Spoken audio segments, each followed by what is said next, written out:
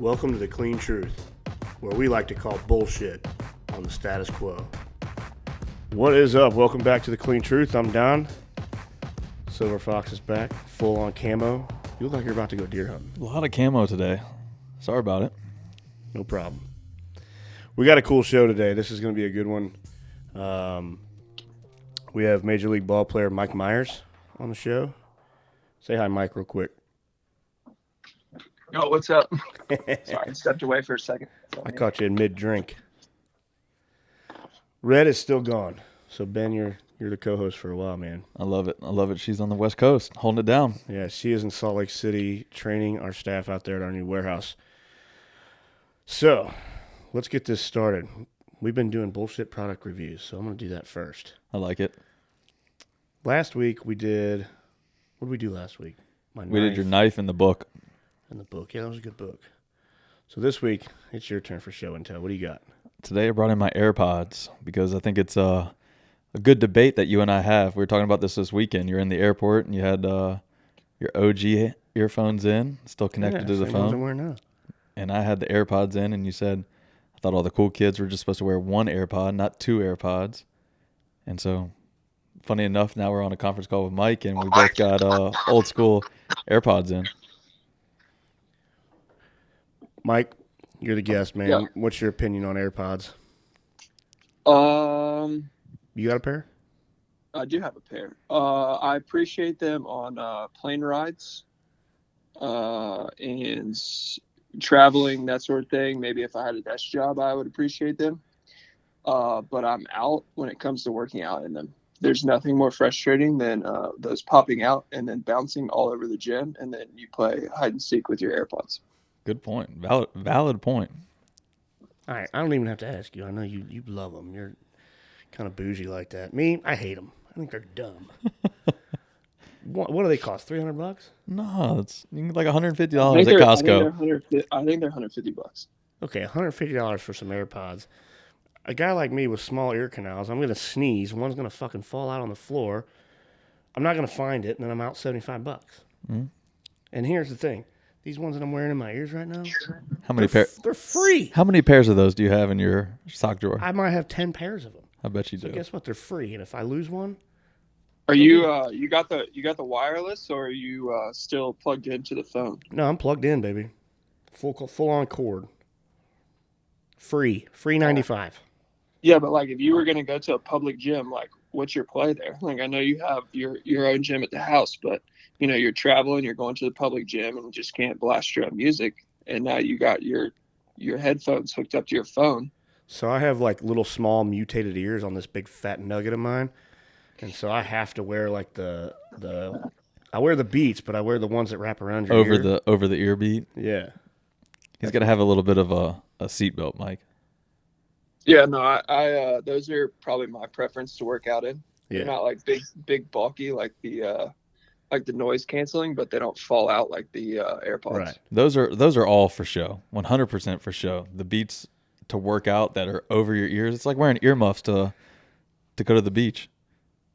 Ridiculous. Too much. All right, next up is another little game that we started to play last week. We introduced this last week, so this will be the first week that we do this, and we called it the Clean Truth, Truth or Dare. Scotty, what do you got, man? Worst gym experience. Our worst gym experience? Holy crap. Wow. Mike, you're I getting...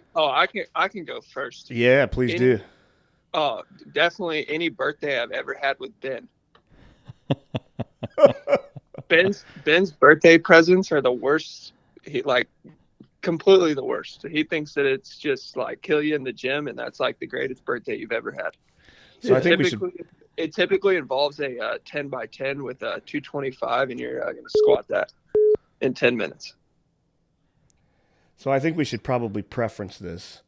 You trained with Ben. Ben was your strength coach.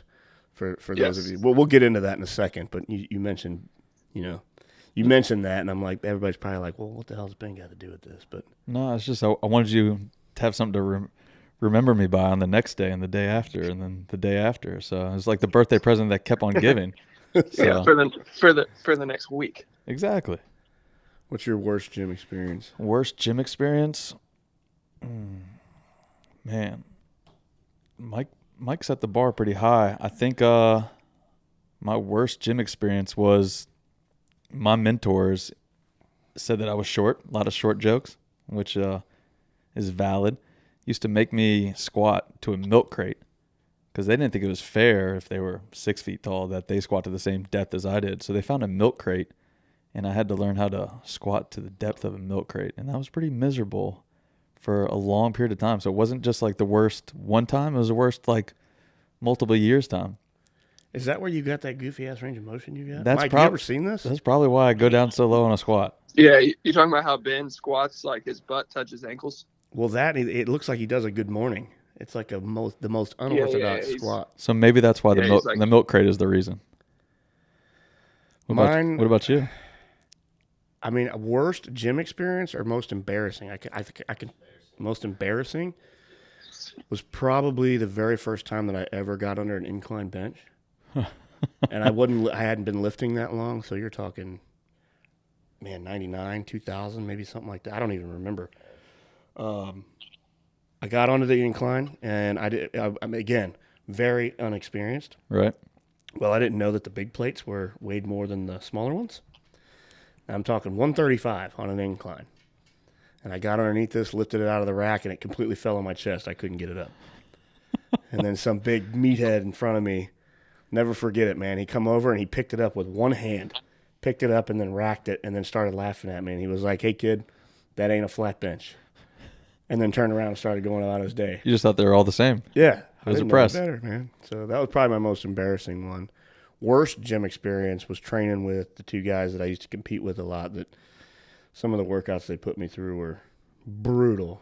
I won't take up any more time going through those, but they were brutal. So I'm talking like big German volume gauntlet sets and everything else. So. Mike likes volume. That's pretty much what he was saying. He likes the more reps, the better. Yeah.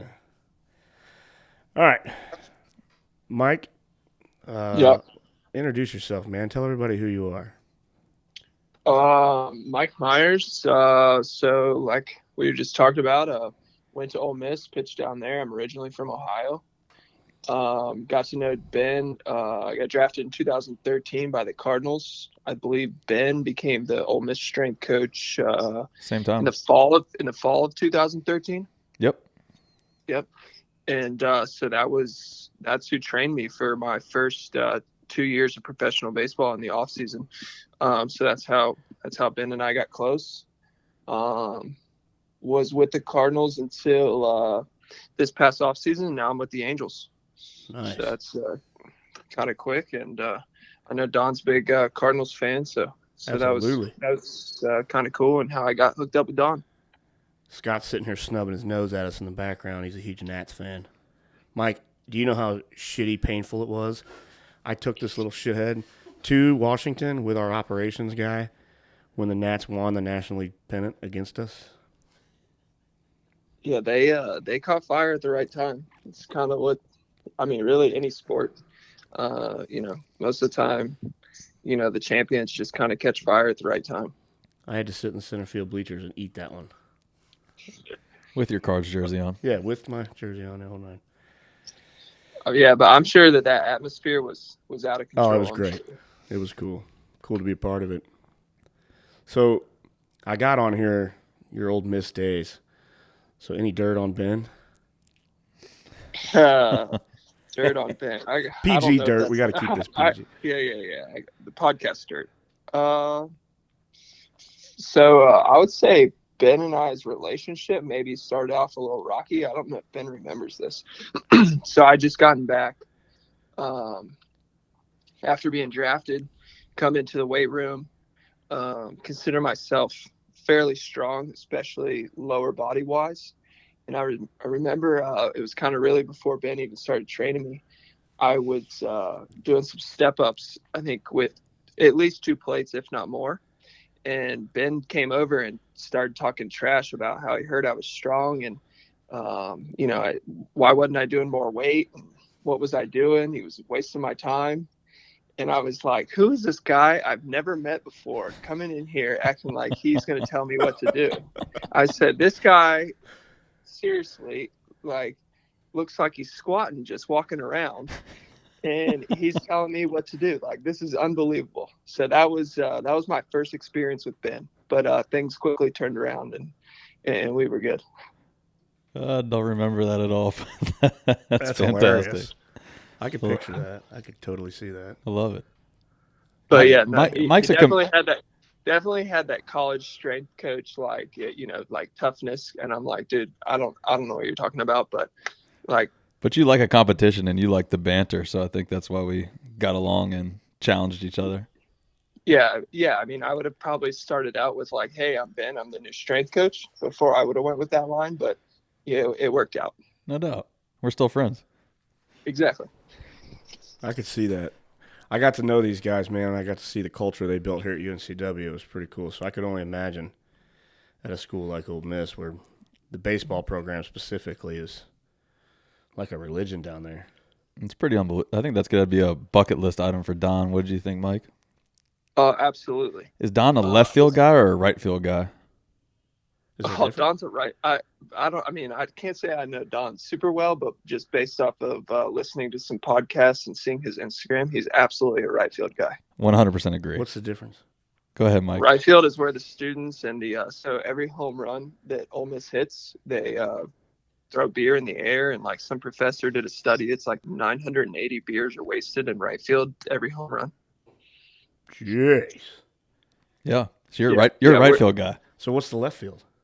The family, but like casual drinking. It depends on who you are. If you're casually drinking, but it's definitely a little more mellow. I could see Don going to left field to get some snacks, but then going to right field to watch the game and hang out.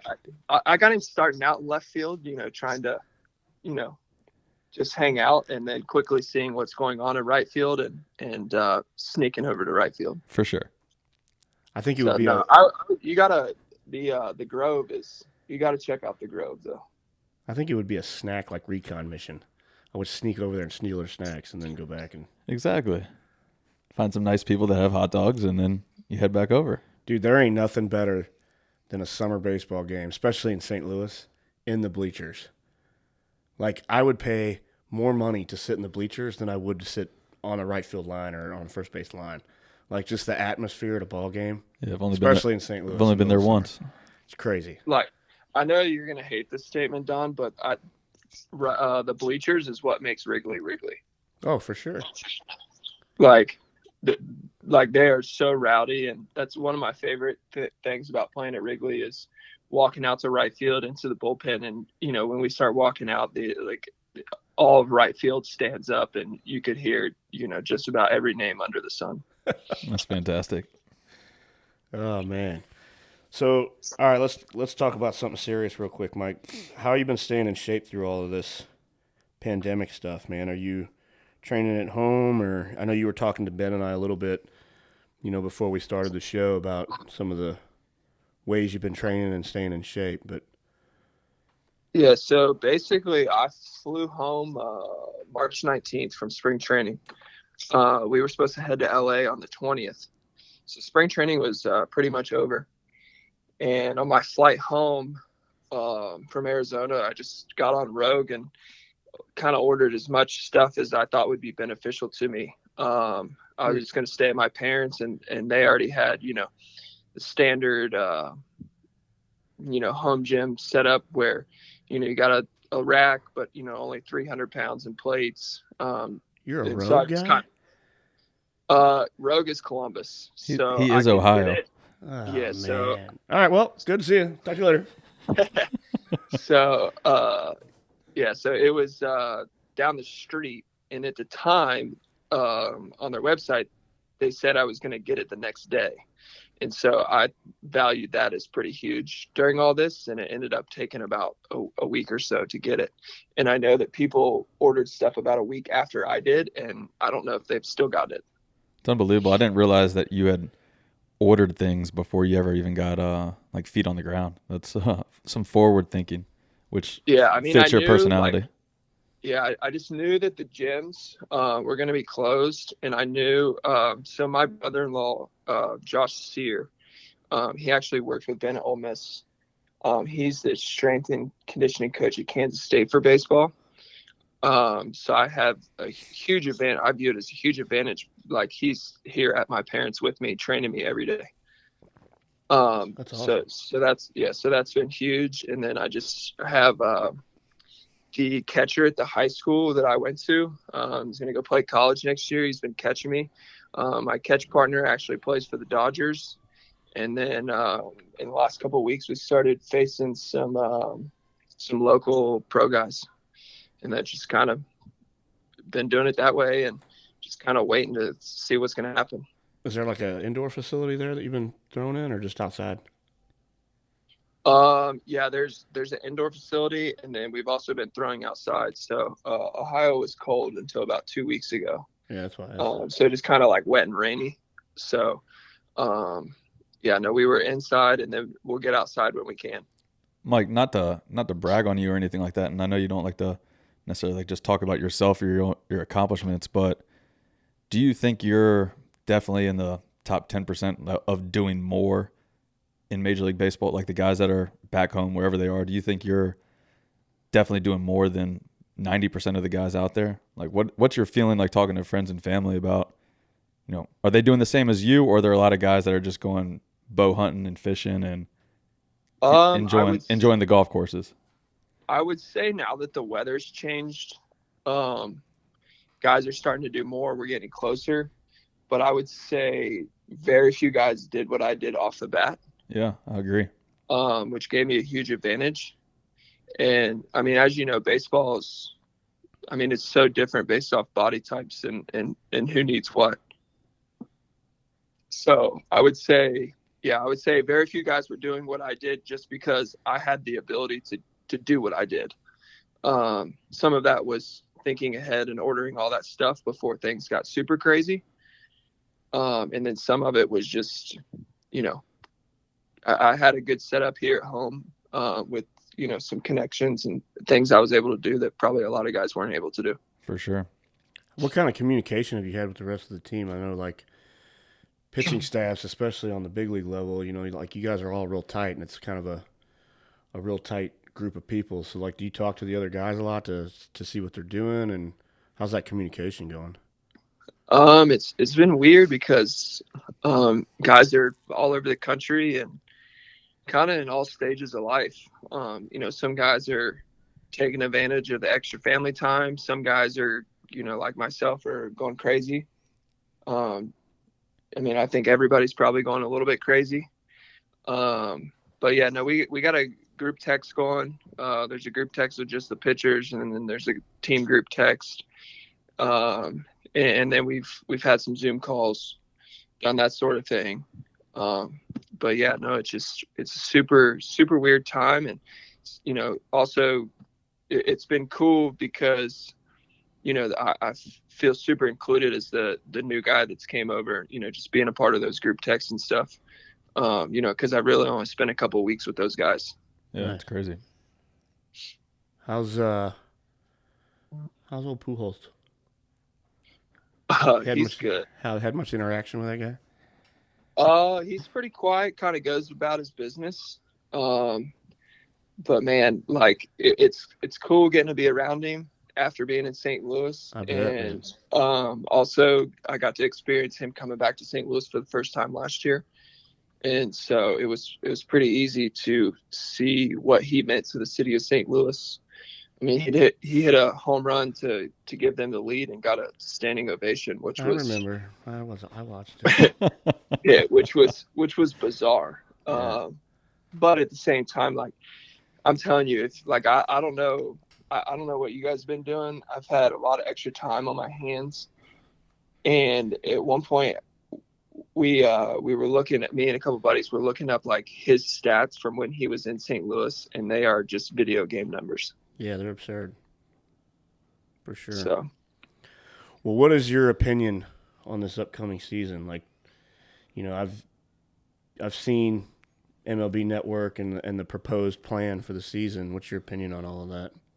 You think it'll happen? You think you guys will play this year? I think we'll play. There's too much at stake. If we don't play and other sports play, the losses, baseball might not ever recover. But at the same time, if we play, I think people, I mean, look at the ratings from, the golf match this past weekend, Yeah, that was unbelievable. Or even the Last Dance. I think people just, want something to look forward to and want something to watch. So I think baseball ratings may be higher than they ever have been if we play. So for me, I think there's, we have to play. There's too much at stake to not play. And I think a lot of this, like the coronavirus, media is part of the problem. Agree, the media gets their hands on too much information. I shouldn't say it gets their hands on bits of too much information, and you don't always get the full story, or they maybe manipulate the info that they have to fit their story. Sure. And so I try to stay off of Twitter and social media, especially lately, as much as I can, just because at this point you don't know what's true and not true. So do you think that the season will be played the way they were proposing, like playing it in spring training facilities, like Texas, Arizona? No, actually, the latest proposal, the one that happened yesterday, is we're all going to play in our home ballparks. Nice. And they're gonna split all of the leagues. So it'd be like the AL West and the NL West. Like, so the Angels are in the AL West, and we would play the AL West and the NL West, and then we wouldn't play anybody else. So take the Cardinals, and they will play the AL Central along with the NL Central and nobody else. Man, wow, that would be weird though. That'd be weird. Yeah, just to limit travel. Sure. So they would still be in the NL West. That division's, staying. They're not combining them. It's just those are your games because it's shorter travel. Is there any talks of like shorter games or anything like that? Any adjustment to the game, or is it all just based on like the health and well-being, like you said, travel and locations? No, they've played around with like taking away extra innings of games. They've played around with multiple doubleheaders a week. Yeah, heard some of that stuff. Yeah, the big thing is just, starters aren't going to be stretched out. And so somehow there's got to be a little bit of compromise, and it looks like they're going to expand the rosters from 26 to possibly 30, I think is the last thing I heard. Just to help out until the starters can get stretched out. Makes sense. Stretched out? You mean like play more innings? Like just thrown to the fire kind of thing, right, Mike? Yeah. Gotcha. So pitching is throwing is no different than lifting, right? If you've taken 2 months off, you're not going to, right, walk in the gym and max out day one. I mean, some of us, but I mean, And so there's a build-up period to it. And it typically takes the starters a longer build-up. Spring training, guys typically go, they got a 2-inning start, then a 3-inning, 4-inning, 5-inning, and then some of them even get, they go all the way up to 90 pitches, which would be 6 innings. Great. Or 90 pitches, whatever comes first. So that process takes 5 weeks. So what are they saying? Like, if you guys got back together, you would go straight to Anaheim and like train there and get ready to go, or would you go back to? Yeah, some Arizona? teams might go to spring training and train, and some teams are just going straight to their home city. Wow. But there would be about a 3-week spring training, and I think probably, if I had to guess, the first week or so is just going to see where everybody is. Makes sense. And then there wouldn't be a traditional spring training. A lot of it would just be inter-squad games, and possibly, like if we went to LA, we could, scrimmage the Dodgers a couple times. So yeah, it's gonna be different. But when are they talking about starting this? Like after the All-Star break, or when the All-Star break would be? The date that's thrown around the most is July 4th. They want to do like an all-day marathon baseball in America. I like that. I dig it.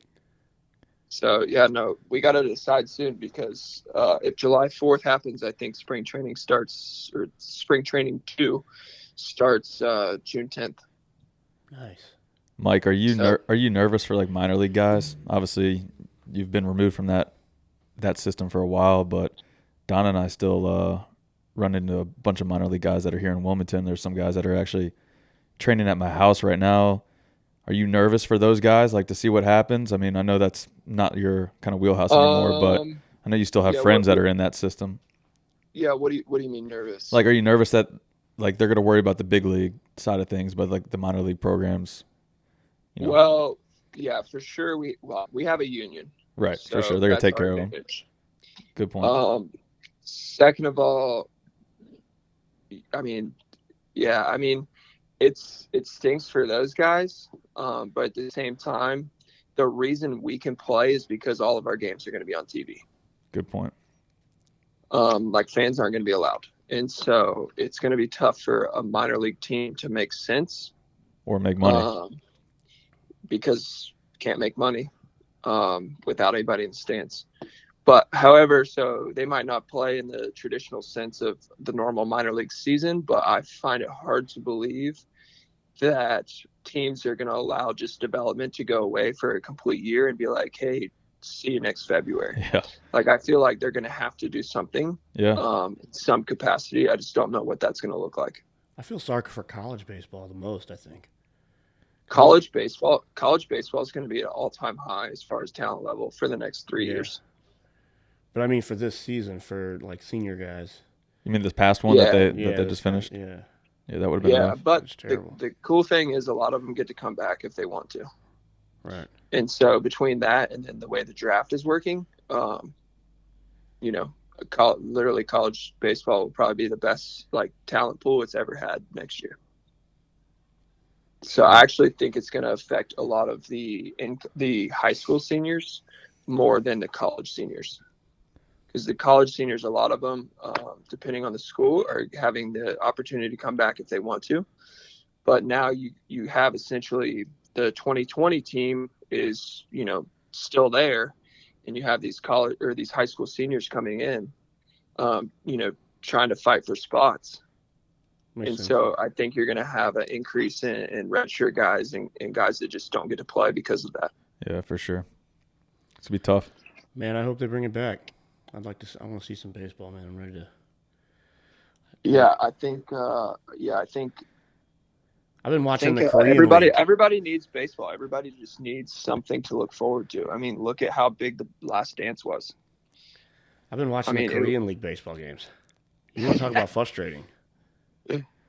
Yeah, I've watched a few of those, but I've got a couple buddies that are playing in that league, so it's been at least cool, I guess, to see them play, even though I'd rather just play myself. You should send us their names so we can at least look forward to seeing somebody. Yeah, no kidding.